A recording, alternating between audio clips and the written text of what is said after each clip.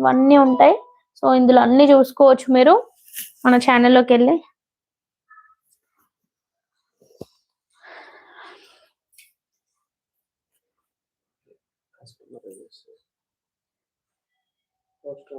ఇదిగోండి పోస్ట్ అనే దగ్గర మన కస్టమర్ రివ్యూస్ ఉంటాయి. పోస్ట్ దగ్గర ఇదిగోండి కస్టమర్ రివ్యూస్ ఒక్కొక్కరు ఎట్లా పెట్టారు ఏంటి అని ఉంటాయి.